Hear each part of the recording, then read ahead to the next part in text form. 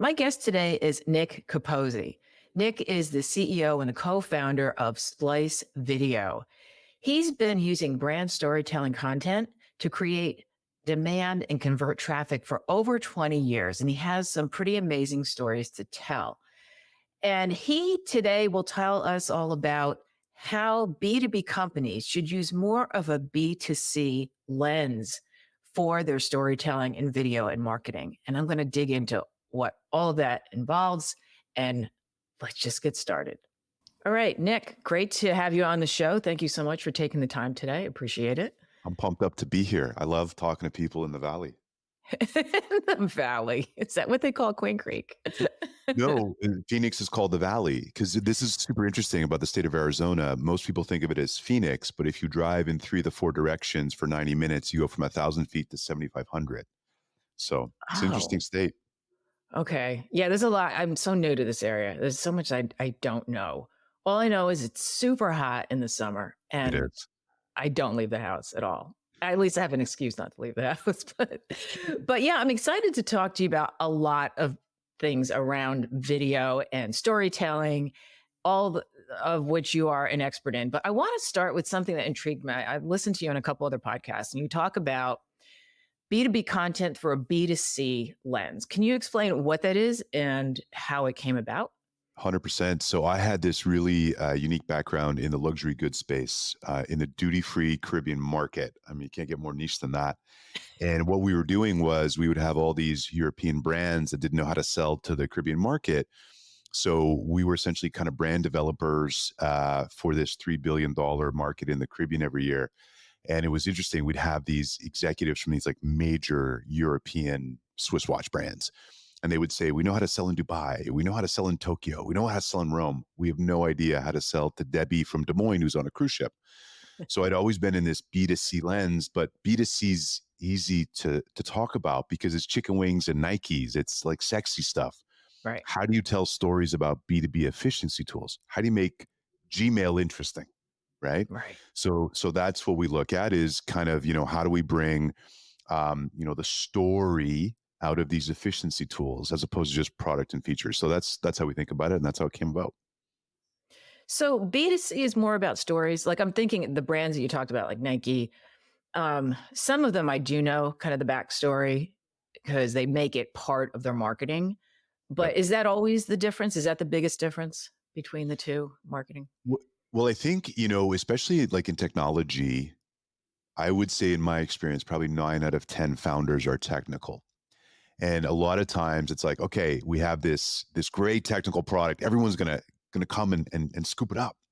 And when that doesn't happen, they wonder why. And typically what it is that when it comes to efficiency tools, we often, nail out the features and benefits, right? As opposed to what's the actual pain?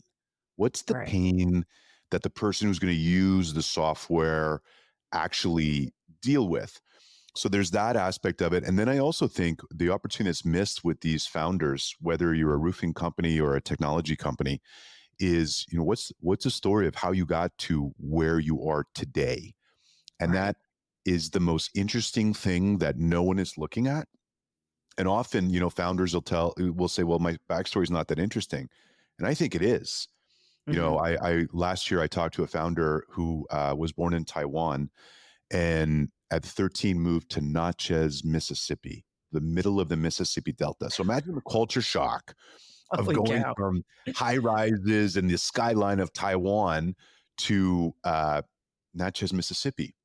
Wow. Story, right? What was the first thing you were thinking? What was your mother's reaction when you landed, having never been to Mississippi, right? And I think those are the interesting layers of a story that people often miss or don't think is interesting, but everyone's got a backstory and there's an opportunity to build in public, tell the founder's story. So really shining a light on the journey. And I think that's one of the ways that you can take an efficiency tool and make it sexy. Why do you think that resonates? Is it because then the founder or the person who's talking becomes more relatable? Like people say, wow, is that the main thing? So the best storyteller in every organization is the founder. And, when you look at the best salesperson in an organization, it's usually the founder too, because the stories they wind up telling to sell their product, you only see it if it's a founder-led sale. But we're selling to humans, and that B2C is very human-centric.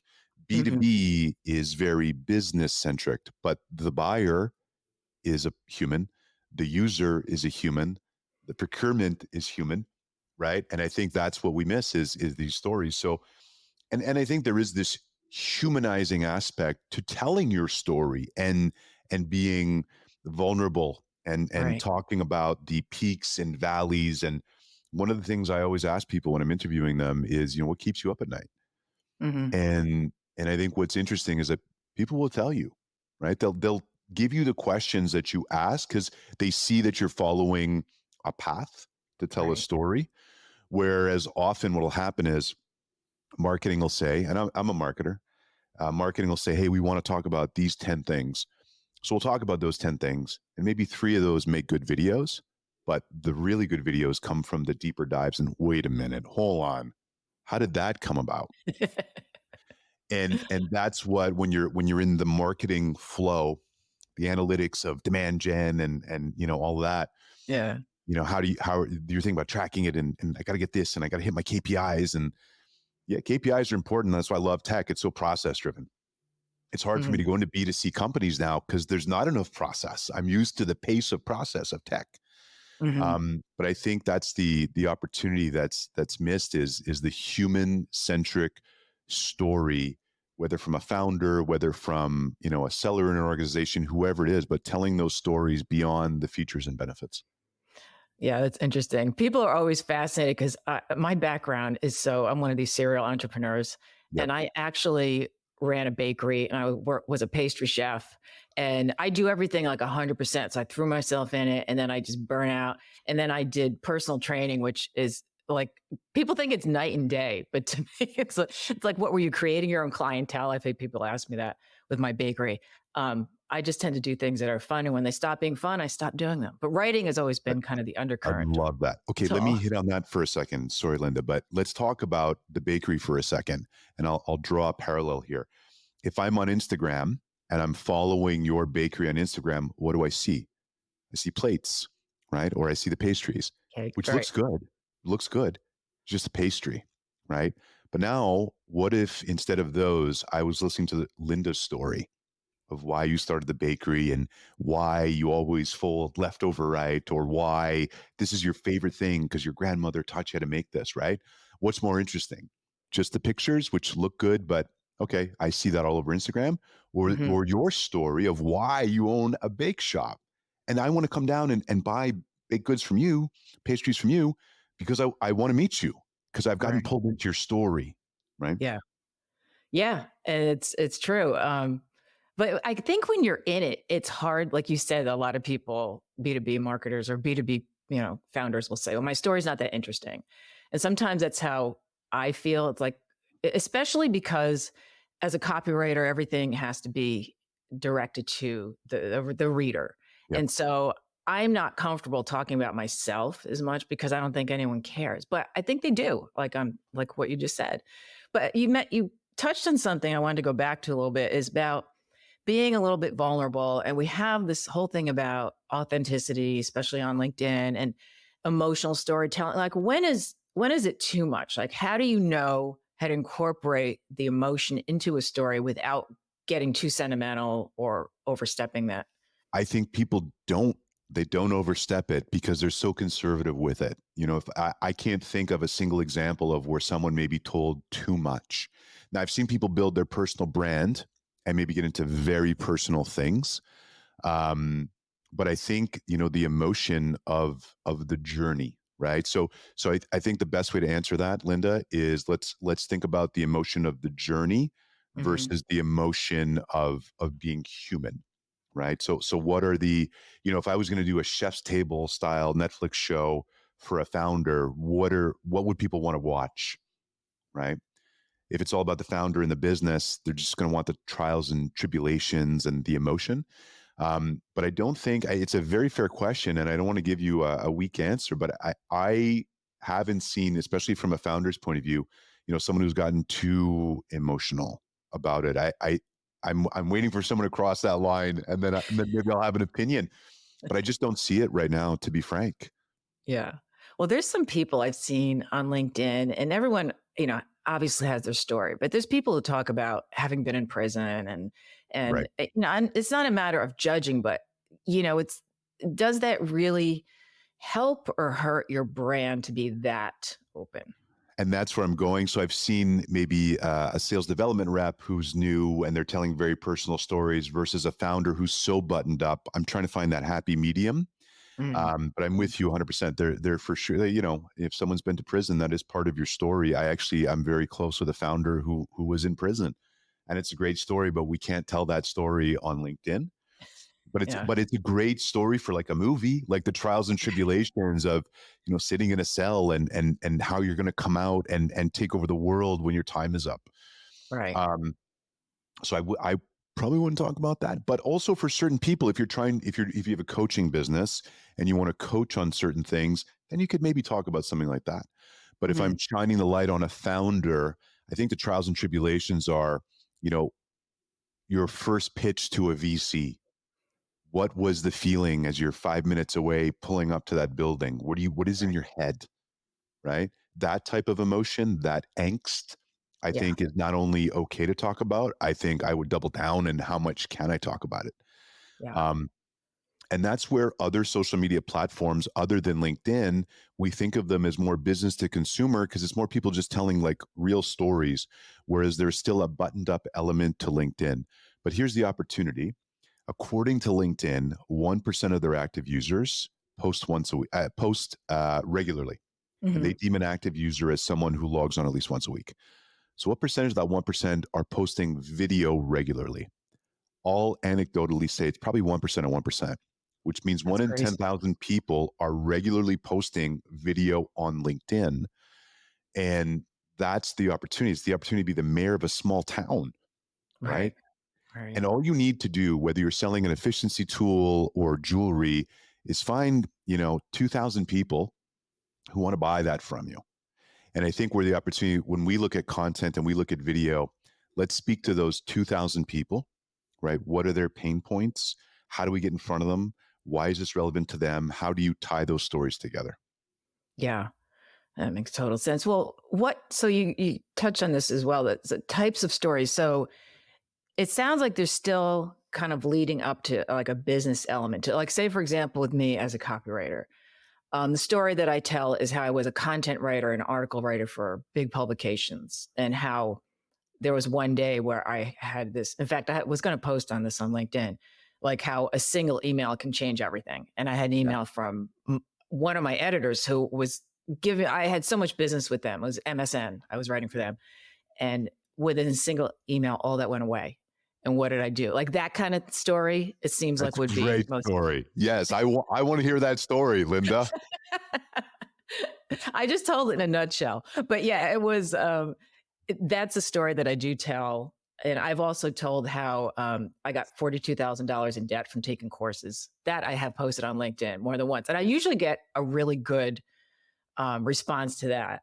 And it does seem to really hit on, what a lot of people want to hear about how, they're kind of tired of, oh, I made, $1 million in 6 months or whatever, craziness is out there. They want to hear about how you fell down and got back up, it seems So like. you're 100% right, right? We want it's that human story, the hero's journey, right? I mean, if you people will tell you there's like 10 different formats for Hollywood movies, and there is, right? Yeah. People don't go beyond that because we have an expectation of how we follow these stories. But I was at a conference a couple weeks ago, and the CEO was like, he opened his speech with, "I'm going to tell you how I made a $2.6 billion mistake." What an opener. And we were all glued for the next 29 and a half minutes until he told us the story finally. And what the message was I sold for X.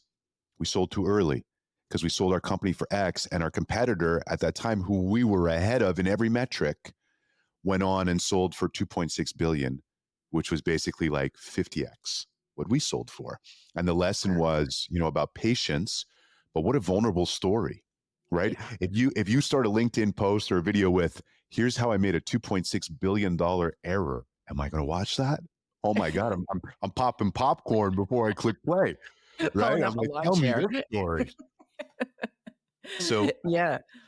and that's It- obviously like a dramatic one, but I think, what I tell people all the time, here's a great way to make content is just talk into a Word document. So dictate yourself talking for 30 minutes and Mhm. talk about starting the company, what worked, what didn't work. And then if you do that for 30 minutes, you're going to start to find these themes of stories. You're going to have 10, 15, 20 stories out of a 30-minute, brain ideation. And from there, then now you've got 30 things you can talk about, right? Right. These emotional things. And I think too, everyone has a story. I talk to a lot of like sales development representatives who in the technology world, that's kind of entry level into sales. And they're like, who wants to listen to me? And I'm like, the 100,000 other sales development reps who are also starting their journey. Mhm. What was the hiring process like? How many interviews did you have to do? What kind of research did you do for the company? Okay, you got there. What kind of tools do they have? What do they have in their tech stack? What was the first week like? Right? That Yeah. journey, people want that story. And Yeah. SDRs who tell stories like that go from 500 followers on LinkedIn to 10,000 in 6 months. And they're like, Mhm. wow, now I have a community following me. Do I want to continue? And now you can either take that and continue your career with it and use LinkedIn or whatever social to grow your career. Or now you can start to productize. Is there something that you can sell to other SDRs from your learnings? Because now you're Mhm. six months ahead of the new batch of SDRs that are coming in, and what value can you give them? Yeah. And I think it's especially relevant in copywriting because other copywriters, and we do tend to be introverts, writers in general are. And so one of the reasons I started doing podcasts and why I started doing video is because everyone else wasn't. Like I try to find that gap. It's what I work with all my clients. It's like, how are you going to differentiate yourself from everybody else? Like what's your competition not doing that your audience wants kind of Telling thing. stories. That's what they're not doing, but keep going. Yeah. So if as far as stories, so when you use them on like LinkedIn, I mean, how do you vary it? Like say, because it's just me. I mean, do do you recommend like having a handful of different stories that you tell? And how do you know like which story to tell what audience, that kind of thing? So I think the way I look at it is I learned this in tech very early from a lot of people building in public is listen to what the market wants from you. Hmm. So I would start telling stories and then see which ones hit, right? Go through your data, go back through your LinkedIn and analyze, oh, wow, this story went crazy. Is it because I had a really good opener to the post Hmm. or was there something else? But I think once you've been posting for 2, 3 months consistently, you can take those data points and start to evaluate what worked, what didn't. Um, but the way I look at it is that I always position it as a journey. You're starting from one position and you're currently at another position. And what were the steps in that? So there's people who talk about, hey, this happened today with a client. I made a note of it and now I'm going to tell that story. And then others are a little bit more intentional with planning out the 20, 30, 40 posts that kind of have a thread through them that kind of takes you through that. I think you can do it any way, but I would listen to what the market, going back, I would listen to what the market wants from you. What are they receptive to? Originally, my audience was mostly sellers and sales executives. Now we're mostly trying to get in front of marketers. So, I need to slowly kind of pull more marketers into my audience. And then I'll listen to what they want from me. I think they want one thing with video right now, but they might tell us something otherwise. Last year we did this when we started SpliceVideo. We listened to what the market wanted from us, and it was a lot of thought leadership interviews and a lot of events. This year we're thinking, hey, there's new things. We listen to what the market want. We built a successful business, bootstrapped. It was a lot of fun building it.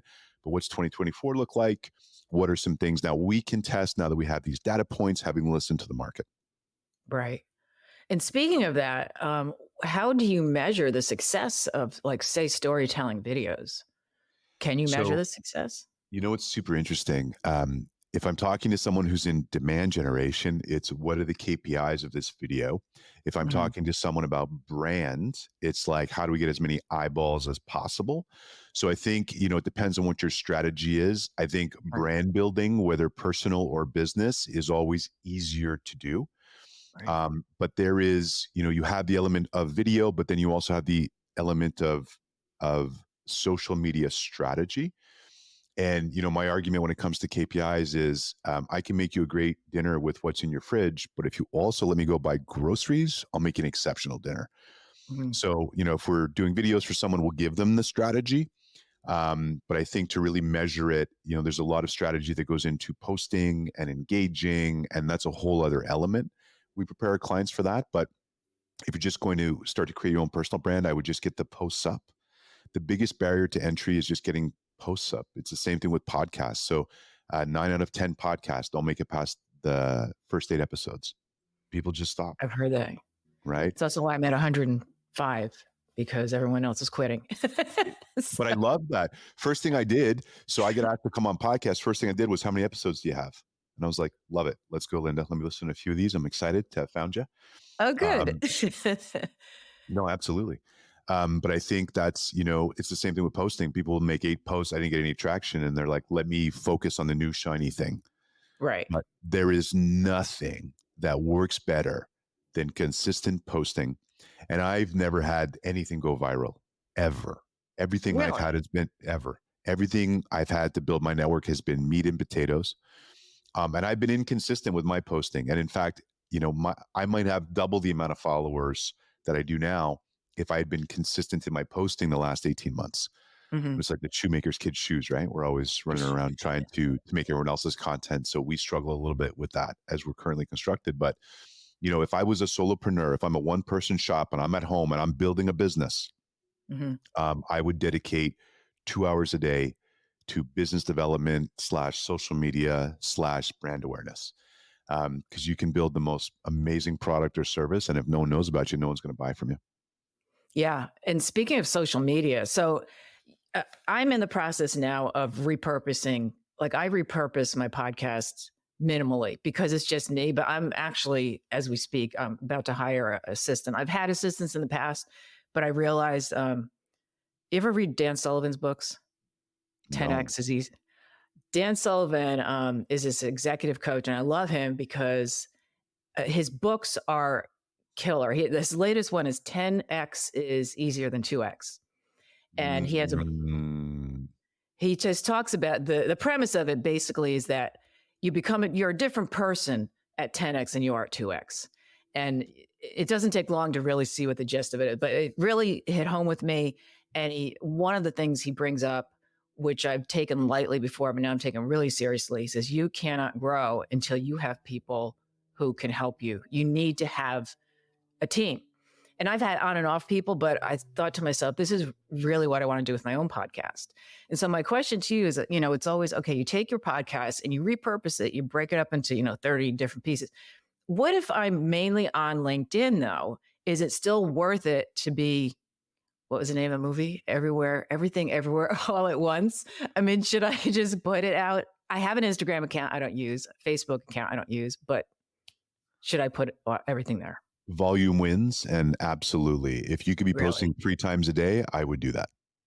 Volume wins, and everyone misses that. They're like, it has to be so curated. If it's not a good video, people won't see it. Don't worry about Right. that. We Yeah. Everyone puts these barriers to entry to consistently posting something. I was just talking to a potential client today, and they're like, why do we need 60 videos a month? And I said, Mhm. because the aggressive targets that you're trying to do, you need to be in everyone's feed twice a day across every single social platform. They're like, we don't have a following on YouTube Shorts. I'm like, great, we'll create one. Right. Mhm. Yeah. Um, so volume wins always, because and my argument to that is, other than the fact it works, is that it's very difficult to affect a buyer's timeline. But if you're consistently in their feed when they are ready to buy, you are the thought leader. And the beautiful thing is, especially if you're posting video content, when someone comes into your world now via Zoom, it's like, oh my God, it's you, right? So they are so warmed up to buy Yeah. right? And now we're just trading horses on what they're buying. Yeah. And I think that's the biggest advantage that people don't realize. And then, the other thing too is that when you're consistently making content and you start to network and build relationships, you start to build friendships. Your friends want to support you, and they're trying to find you work and referring you. And it's not just happy clients; it's your whole network and community that refers you things. You know, Yeah. I probably, I said our content has been inconsistent the last year. Everything's been off referrals.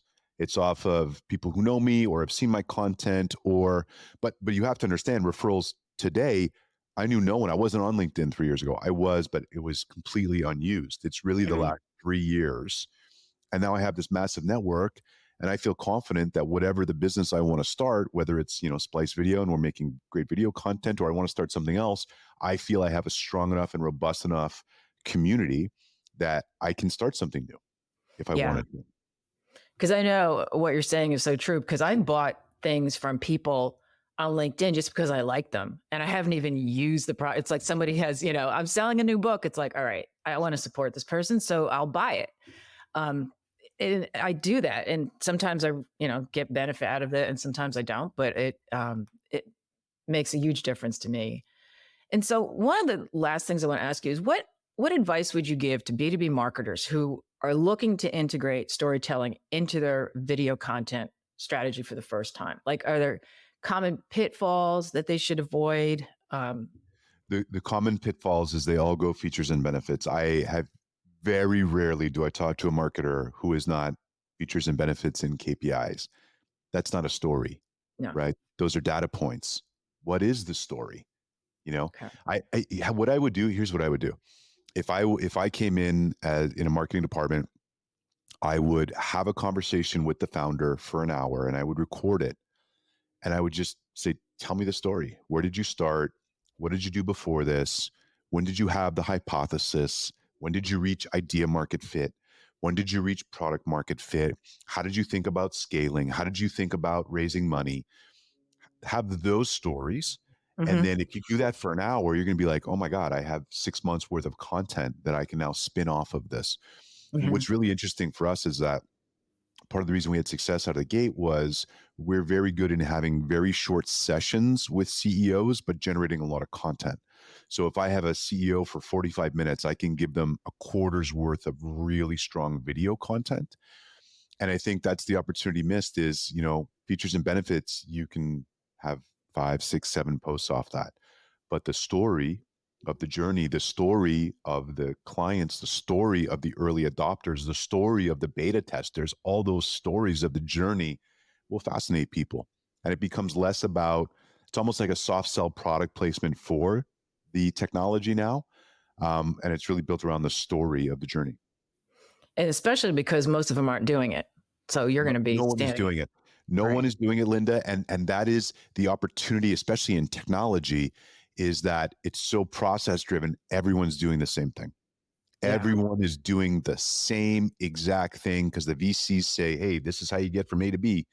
So they do the same thing. And that's why when everyone is zigging, you can zag. And when I came from business to consumer, selling luxury goods and cruise business, I was floored when tech started picking me up. I said, what do you guys want with me? I don't know anything about technology. And someone said to me, they said, what's really interesting about you, Nick, is that you have this business to consumer lens. And, Right. you know, we are selling to humans in B2B and we forget that. And Yeah. that was what got me traction at the beginning. Especially now with AI, and everyone's relying on that, and that's even worse. I think it pulls you even further away from what we're trying to do. And I wonder what if social media will even be relevant in 5 years when AI has completely dominated it, right? And I think that's the opportunity now is to get in now. And while everything is still authentic, because I think at some point, and maybe I'm wrong, but I think there's going to be like legally on a governmental level, they'll be like, this is AI generated content. There'll have to be some sort of watermark or something to announce that. Um, so I think, the next 2-3 years is a massive opportunity as everyone starts generating copy via chat GPT. Well, wow. Okay. What's real anymore? You on video, right? Right. You can't So fake that. Well, you can fake that. I mean, there was a question, I think it was on Reddit a while ago, where someone asked, what's your biggest fear about AI like in the future? And the number one answer was, wondering if the person I'm talking to is a real person. And I think that's why on a governmental level, there's going to be, this is AI versus this is real. I think I would be surprised if it didn't at some point get to that crossroads. Yeah. I always talk on LinkedIn about how, copywriting is about eliciting, getting emotions, getting your reader to experience an emotion. And that's something AI can't do. I mean, it can pull it from what's already been done, but it can't create. It can only, pull from what's already been said and done. It doesn't have emotion. And I think what's interesting too is that even if we're talking about ChatGPT, like who's prompting it, right? There is Mm. value. The prompting and prompting libraries and prompting consultants, I think, is going to be the next big thing. As someone said, there's going to be no such thing as a prompt engineer. I don't agree with that, at least short term. So I think it's an interesting time, but in my mind, it's the best time to get out there and create awareness. So Yeah, absolutely.